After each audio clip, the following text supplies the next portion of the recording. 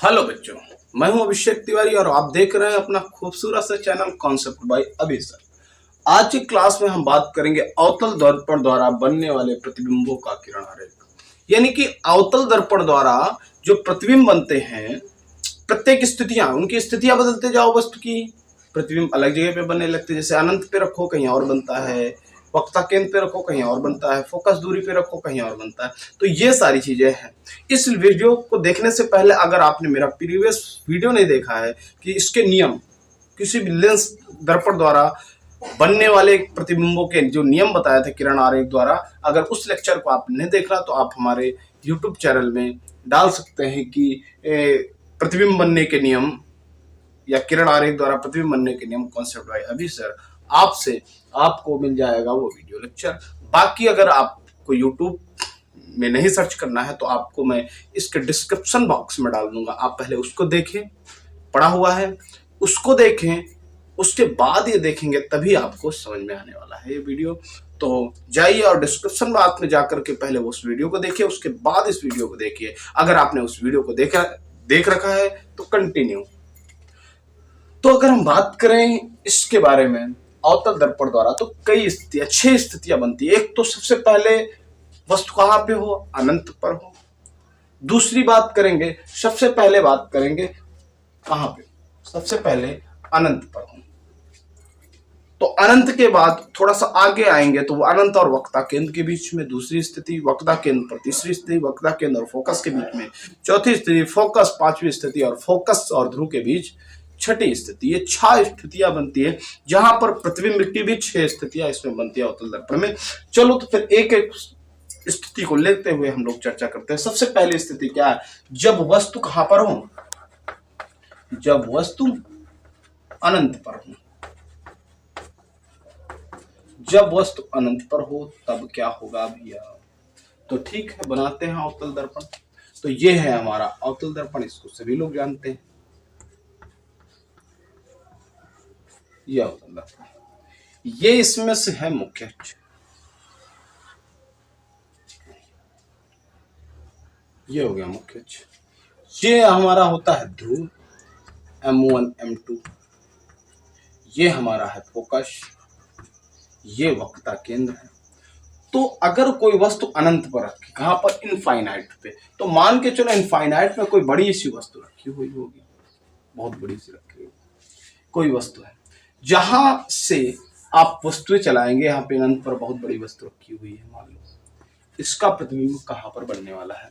तो अनंत पर अगर वस्तु रखी तो इससे एक प्रकाश किरण ऐसे अनंत से जितनी भी रेखाएं आएंगी पैरेलल आएंगी, और ये आ गई।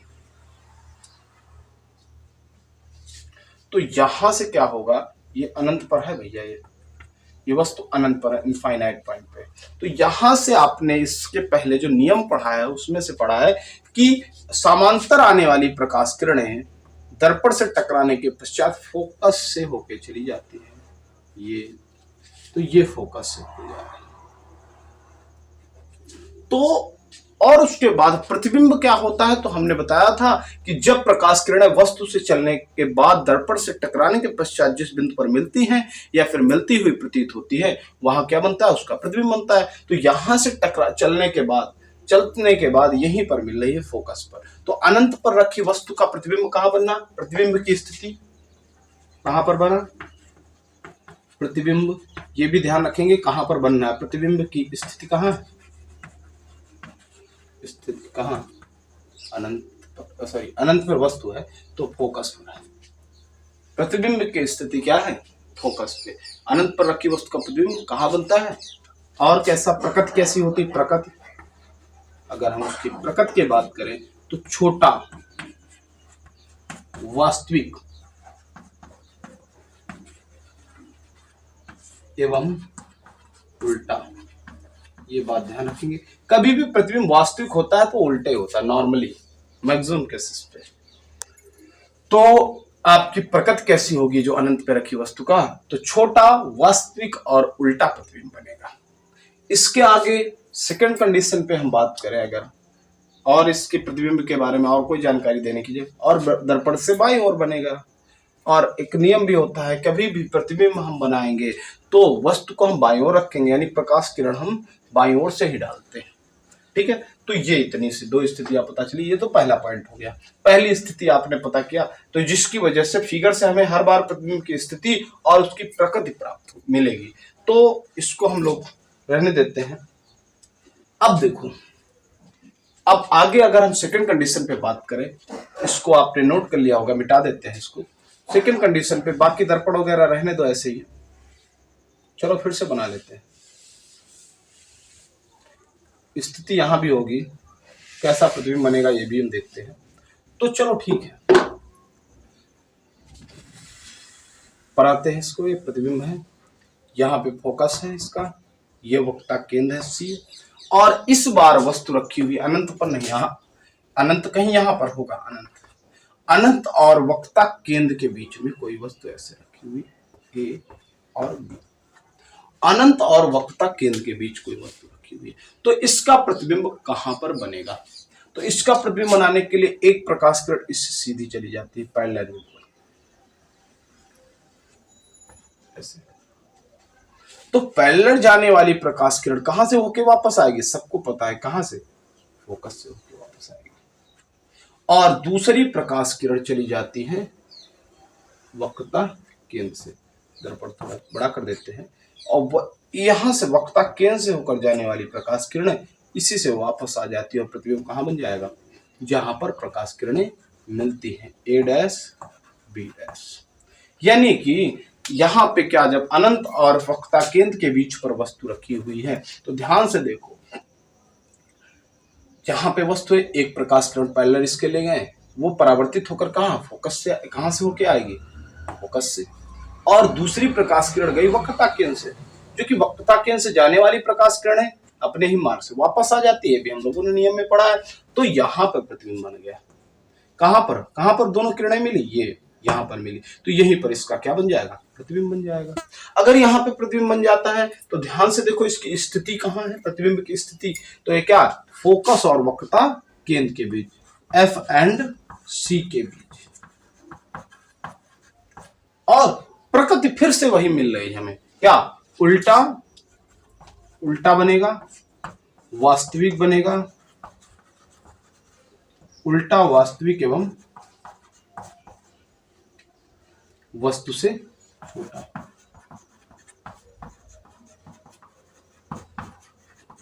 तो ये सेकंड कंडीशन हमारी हो गई। पहली थी वो अनंत वाली, और ये जब वस्तु कहां पर हो, ये थोड़ा सा हेडिंग इस पे चेंज करेंगे। दूसरी ये कौन सी स्थिति है, जब वस्तु कहां पर हो, जब वस्तु अनंत और वक्रता केंद्र के बीच हो। तो जब वस्तु अनंत और वक्रता केंद्र के बीच में होगा तो उसका किरण आरेख हम ऐसे बनाएंगे, प्रतिबिंब हमारा इस जगह पर प्राप्त होगा। इतनी बात समझ में आ गई। हम अब थर्ड कंडीशन पे चलते हैं। तो तीसरी कंडीशन कहा, अब यहां अनंत पे पहले चेक कर लिया, अब यहां पे चेक करें, अब यहां पे चेक करेंगे, जब वस्तु कहां पर हो, वक्रता केंद्र पर ही रखी हो, वक्रता केंद्र पर हो। तो अब हमारी तीसरी कंडीशन क्या होगी भैया? तो चलो ठीक है, तीसरी कंडीशन की हेडिंग डालते हैं, क्या, जब वस्तु कहां पर हो, वक्रता केंद्र पर ही, तब की बात करते हैं। चलो ठीक है, आगे की ओर बढ़ते हैं। M2 ये हो गया हमारी तीसरी, जब वस्तु C पर हो। सीधा सीधा शब्द लिख, आप समझ सकते हो C क्या है, उसको लिखने की जरूरत नहीं इतनी ज्यादा। तो जब वस्तु C पर हो तब की हम बात करेंगे। यहां पर ये हो गया F, ये हो गया C, यहां पे हो गया, ठीक है, C हो गया। अब इस बार वस्तु कहां पर रखी हो, यहां पर रखी हो। तो जब वस्तु यहां पर रखी हो तब इसका प्रतिबिंब कहां पर बनेगा और कैसा बनेगा, इस पे बात करते हैं।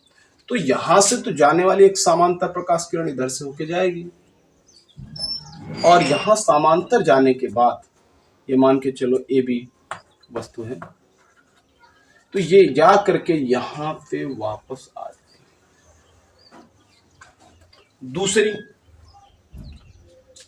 दूसरी प्रकाश किरण इससे फोकस से होते हुए जाएगी, और ये वापस आ जाएगी। तो इससे तो ऐसे बन जाएगा इसी जगह पर, यहाँ पर बना प्रतिबिंब ये ए डैश बी डैश। भाई प्रकाश किरण सीधी गई यहाँ पे, यहां से गई यहाँ पे। यानी कि जब हमने वस्तु को वक्रता केंद्र पर रखा तो उसका प्रतिबिंब आके कहां पे बनना है, वक्रता केंद्र पर। यानी प्रतिबिंब की स्थिति अगर हम सी पर करते हैं, प्रतिबिंब की स्थिति, वो वस्तु की स्थिति अगर सी पर रखते हैं, वस्तु को हम सी पर रखते हैं तो उसके प्रतिबिंब की स्थिति सी ही है, यानी कि वो वक्रता केंद्र पर ही बनाता है। प्रकृति कैसी होती है, तो सबसे पहले तो उल्टा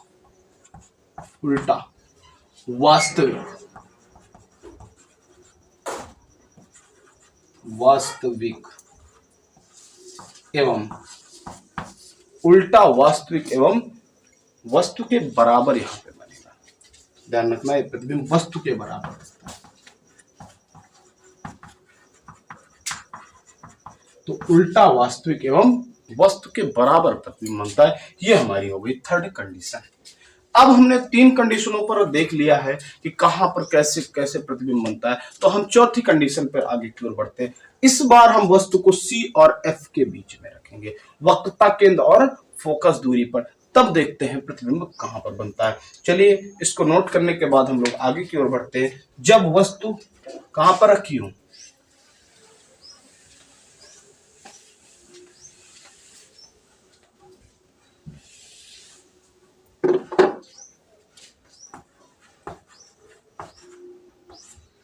जब वस्तु C और F के बीच रखी है, जब वस्तु C और F के बीच रखी होगी तब क्या होगा। रख दो भैया वस्तु को C और F के बीच, तो ये हमारा F हो गया, ये हमारा हो गया C। अब C और F के बीच पे ये वस्तु रखी हुई है, ये A और B, इसका प्रतिबिंब कहां पर बनेगा। चलो बात करते हैं आगे। तो ये आगे की ओर प्रकाश किरणें यहां से जाएंगी, ठीक है, ये यहां से जाएंगे। तो जब ये प्रकाश जाएगा, प्रकाश किरणें जो यहां से परावर्तित होकर फोकस से होकर वापस आ जाएंगी। दूसरी प्रकाश किरणें, ये जो दूसरी प्रकाश किरणें होंगी वो कुछ यहां से जाएंगी। कहां से, दूसरी इससे प्रकाश किरणें, प्रकाश यहां से जाना होता है तो यहां से डायरेक्ट तो जाएंगे नहीं, यहां से कुछ ऊपर की ओर जाएंगे। इसका अगर हम बनाए पूरा दर्पण और थोड़ा सा बड़ा कर ले तो ये प्रकाश किरणें इधर से जाएंगी यहां से, और यहां से जाएंगे सीधा, तो यहां से पूरा वापस आएंगी और वक्रता केंद्र से होते हुए आगे की ओर बढ़ती जाएंगी। और ये कहीं पर यहाँ पर, इसको आप सीधी बनाएंगे थोड़ा सा दूर बन जाएगा लेकिन बन जाएगा। तो ये प्रतिबिंब कुछ ऐसा बनेगा, A डैश B डैश। थोड़ा सा और भी क्लियर बना सकते हैं इसको, यहां से ये ऐसे कुछ जाएगी प्रकाश किरणें, और ये प्रतिबिंब कहां पे बनेगा जाके, ये यहां पर मिल गया। तो प्रतिबिंब कहां पे बन गया, ये A डैश B डैश। यानी कि जब वस्तु को हम कहां रखते हैं, C और F के बीच में रखते हैं, तो एक तो प्रकाश किरण सीधी गई, पैरेलल गई, तो पैरेलल जाने वाली प्रकाश किरण दर्पण से टकराने के पश्चात कहां होते हैं, फोकस से होकर वो चली जाती है। उसके बाद जो प्रकाश किरण वक्रता केंद्र की ओर जा रही है, जब वक्रता केंद्र यहीं पे है ना, इसी डायरेक्शन पे जा रही है, तो वो सीधा सीधा अपने ही मार्ग पर वापस आती हुई चली जाती है। और जिस बिंदु पर मिलती हैं, हर बार वास्तविक प्रतिबिंब क्यों बनना था, क्योंकि जहां पर मिलती है वहां पर वास्तविक बनता है, आभासी नहीं बनता है। तो यहाँ पर मिल ही रही है, तो ये हमारा प्रतिबिंब। तो यहाँ पर वस्तु का प्रतिबिंब बड़ा भी बना है, तो सबसे पहले प्रतिबिंब की स्थिति क्या होगी, तो C और F के बीच में रखा तो C और अनंत के बीच में प्रतिबिंब बनेगा। यानी कि जो प्रतिबिंब की स्थिति हुई C और अनंत के बीच। और प्रकृति कैसा हुआ, तो प्रकृति में हमें दिख रहा है कि क्या, उल्टा वास्तविक भी है, वास्तव में किरणें मिल रही हैं, वास्तविक एवं। अब इस बार प्रतिबिंब वस्तु से बड़ा है तो वस्तु से बड़ा बनेगा। वस्तु से बड़ा। तो ये बात ध्यान रखेंगे हम लोग कि ये प्रतिबिंब की स्थिति जो C से अनंत के बीच में बनेगे और प्रकृति उल्टा वास्तविक एवं वस्तु से बड़ा बनेगा। इसके आगे अगर हम बात करें तो एक और कंडीशन आती है, और स्थिति क्या आती है इसके आगे, लेकिन आप फोकस पे रख के देखते हैं प्रकाश किरण को। तो चलिए फोकस पे बात करते हैं, पूरा मिटा दे, बहुत हौच पौच हो गया है। तो चलो ठीक है, अगर हम फोकस पे रखते हैं वस्तु को, कौन सी कंडीशन हो गई फोकस पे? पांचवी कंडीशन। पांचवी कंडीशन पे बात करें अगर हम, तो जब वस्तु कहां पर हो, जब वस्तु F पर हो, जब हम वस्तु F पर रखते हैं तब क्या होता है? तो ये हो गया आपका दर्पण,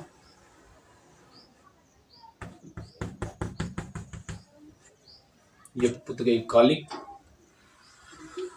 ये हो गया ध्रुव M1 M2।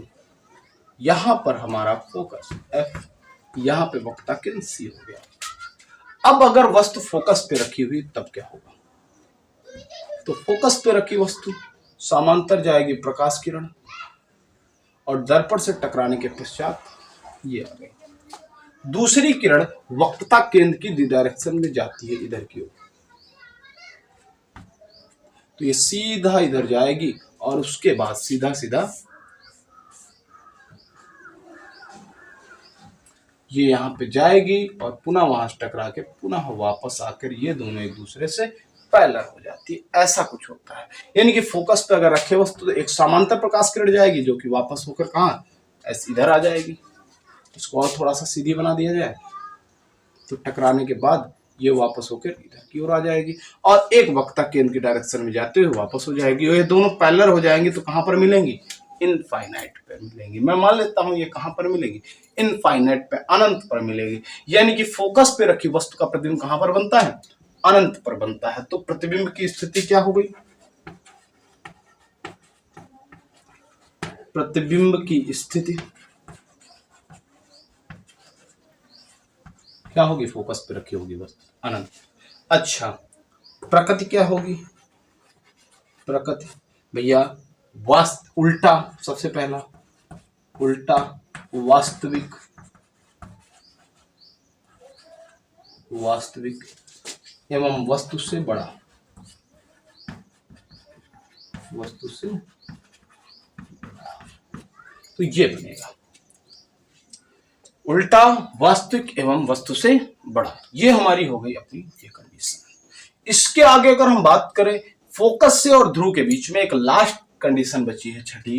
क्या है? जब वस्तु F और कहां पे रखी हो, जब वस्तु F और कहां पे रखी हो, F और P के बीच हो, बीच रखी हो।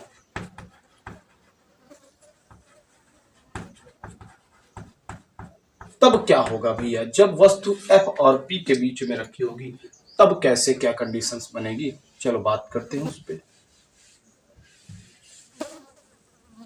स्थिति भी कुछ अलग ही होगी, ये भी कुछ अलग ही होगा। चलो बनाते हैं फिगर। जब वस्तु कहां पर रखी हो, ये तो यहां पे रख दो, ये F है आपका, ये आपका C है। जब वस्तु यहां पे रखी हो, वस्तु यहां पर, तब कैसी कंडीशंस बनेगी? तो सबसे पहले एक प्रकाश किरण आपकी कहां से जाएगी?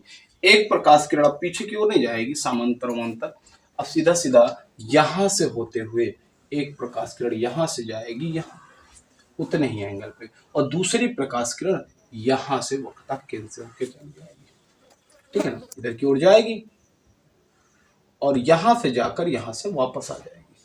तो उसके बाद जब वापस आएगी तो इधर से होते हुए चली जाएगी। तो ये हो गया C।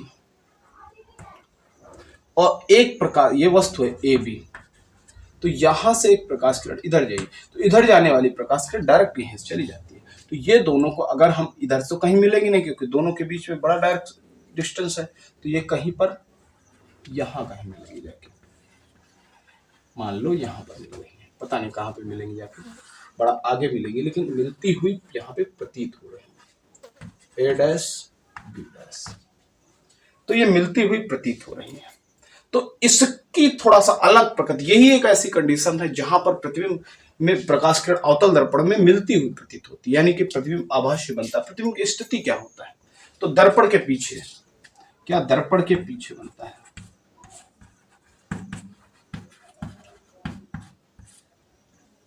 दर्पण के पीछे। और उसके बाद अगर हम प्रकट की बात करें तो सबसे पहले तो सीधा बनेगा, सीधा और मिलती हुई प्रतीत, क्योंकि दर्पण के पीछे प्रकाश किरण थोड़ी चली जाती है, मिलती हुई केवल प्रतीत हो रही, तो आभासी एवं वस्तु से बड़ा। तो ये बात ध्यान रखेंगे आप लोग कि यहां पर प्रकाश किरणें आपको मिलती हुई प्रतीत होगी, इसलिए यही एक कंडीशन आपसे पूछा जाता है एग्जाम में, बोर्ड एग्जाम में पूछ लेता है कि अवतल दर्पण पर कहां पर वस्तु रखें कि प्रतिबिंब क्या बने, आभासी बने। तो यही एक कंडीशन बनती है, एफ और पी के बीच में जब वस्तु को रखोगे तब प्रतिबिंब कैसा मिलेगा, अवतल दर्पण में। यही एक 6 कंडीशंस में एक ऐसी कंडीशन है जहां पर प्रतिबिंब कैसा मिलता है, हमें आभासी प्राप्त होता है। और वस्तु से बड़ा तो कई जगह पे प्राप्त हो, लेकिन यही एक ऐसी कंडीशन जहां पे अवतल दर्पण में आभासी प्राप्त होता है। अब आगे के लेक्चर में हम बात करेंगे कि उत्तल दर्पण द्वारा किरण आरेख कैसे बनाओगे, उत्तल दर्पण द्वारा प्रतिबिंब कैसे बनने वाले हैं, ये बात हम नेक्स्ट लेक्चर में करेंगे। अगर आपको ये वीडियो पसंद आया तो लाइक करें, दोस्तों के साथ अपने शेयर करें, एवं चैनल में अगर नए हैं तो चैनल को सब्सक्राइब करें और बेल आइकन प्रेस करना ना भूलें, ताकि आपको हमारा हर एक वीडियो सबसे पहले आप तक पहुंचे। देखने के लिए बहुत बहुत धन्यवाद।